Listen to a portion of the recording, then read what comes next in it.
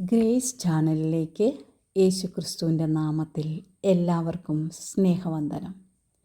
എന്തൊക്കെയുണ്ട് വിശേഷങ്ങൾ? യേശുവിനോടൊപ്പം ഇത്തിരി നേരം.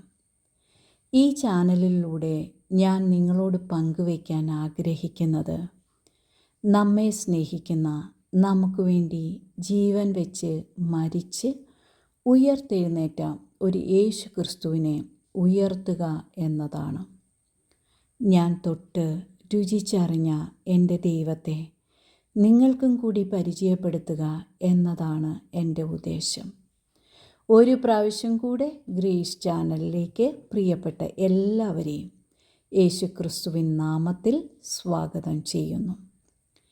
ചാനലിൻ്റെ പേര് ഗ്രേസ്, കൃപ എന്നാണല്ലോ.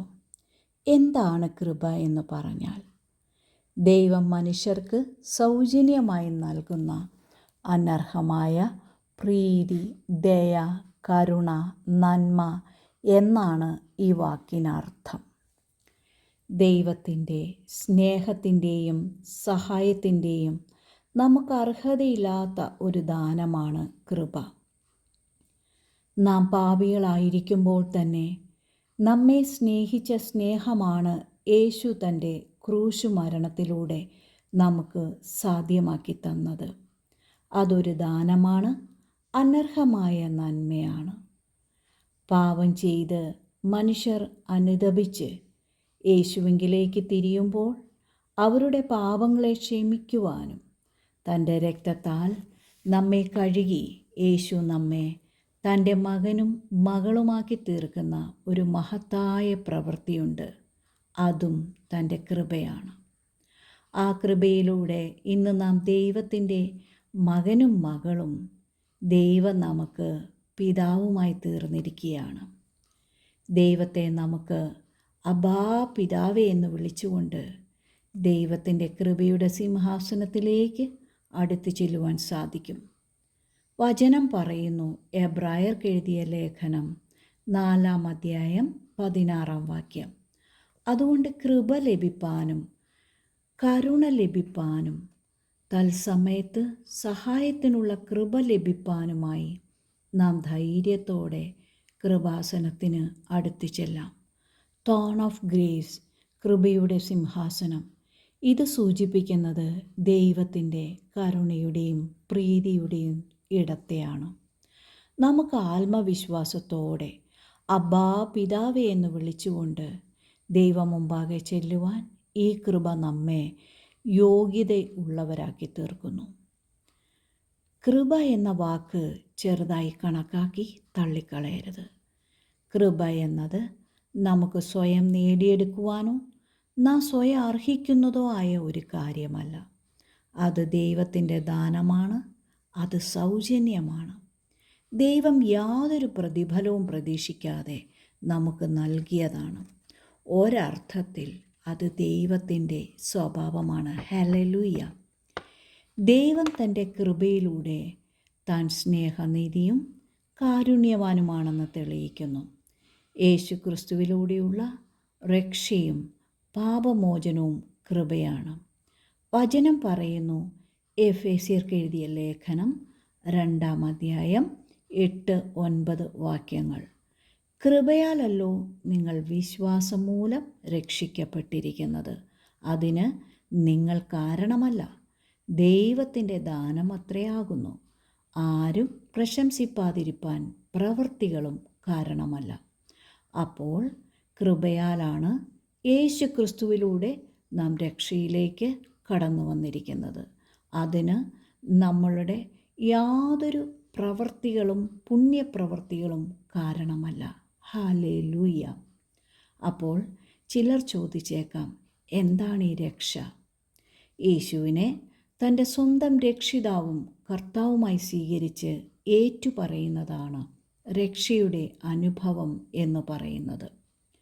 അതുകൊണ്ട് സ്നേഹവാനും കൃപയുടെ ഉറവിടവുമായ യേശു കർത്താവിനെ സ്വന്തം രക്ഷിതാവും നാഥനുമായി സ്വീകരിച്ചിട്ടില്ല എങ്കിൽ നിങ്ങൾക്ക് അതിനുള്ള അവസരമായി ഇതിനെ കണ്ട്, യേശുവേ അപ്പാ എൻ്റെ ഹൃദയത്തിലേക്ക് അങ്ങ് കടന്നു വരണേ, എന്നെ അങ്ങയുടെ മകനാക്കി മകളാക്കി തീർക്കണേ എന്ന് ഒരു വാക്ക് പറഞ്ഞാൽ, നിങ്ങൾ ഏത് ജാതിയിലോ മതത്തിലോ പെട്ടവരാണെങ്കിലും ദൈവത്തിന് വിഷയമല്ല.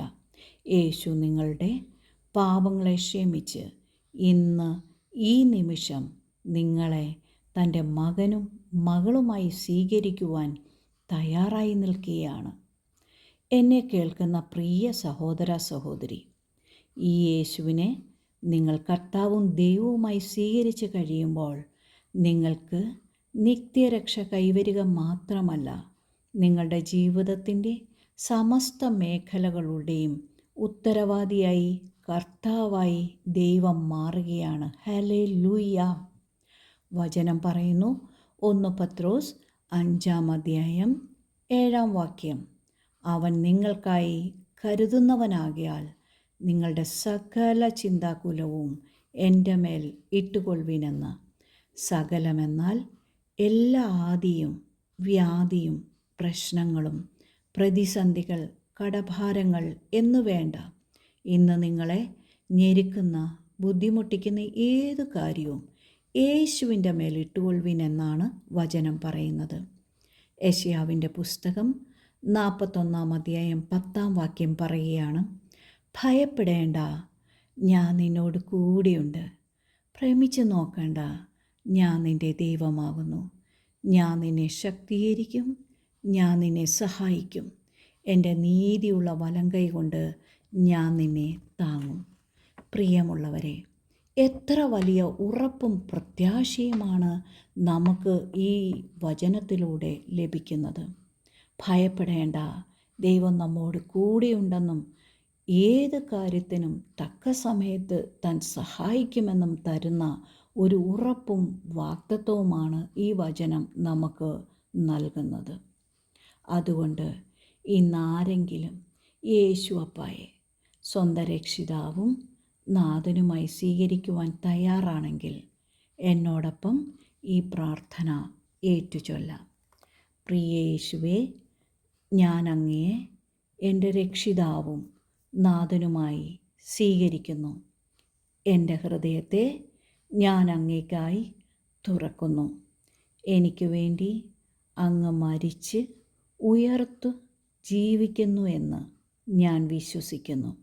അത് ഞാൻ സ്വീകരിക്കുന്നു. എൻ്റെ ജീവിതത്തിൻ്റെ കർത്തൃത്വം അങ്ങ് ഏറ്റെടുത്തിരിക്കയാൽ സ്തോത്രം. നന്ദി യേശുവേ. യേശുവേ, അങ്ങനെ അങ്ങയുടെ മകനും മകളുമായി തീർത്തിരിക്കയാൽ സ്തോത്രം.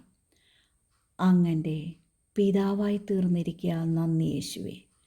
അങ്ങയുടെ അനന്ത കൃപയാൽ എന്നെ പൊതിയുന്നതിനായി നന്ദി. യേശു ക്രിസ്തുവിൻ നാമത്തിൽ തന്നെ ആമേൻ. പ്രിയ സഹോദരങ്ങളെ, ഉറക്കെ ഒരു ഹല്ലേലൂയ പറഞ്ഞാട്ടെ. കാരണം ഇപ്പോൾ പൈശാചിക മണ്ഡലം വിറയൽ കൊള്ളുകയാണ്. ഒരാളും കൂടെ ദൈവത്തെ തൻ്റെ രക്ഷയെ ഏറ്റുപറഞ്ഞ് സ്വീകരിച്ചിരിക്കുകയാണ്. സ്വർഗം സന്തോഷിക്കുന്ന നിമിഷമാണിത്. ഹല്ലേലൂയ.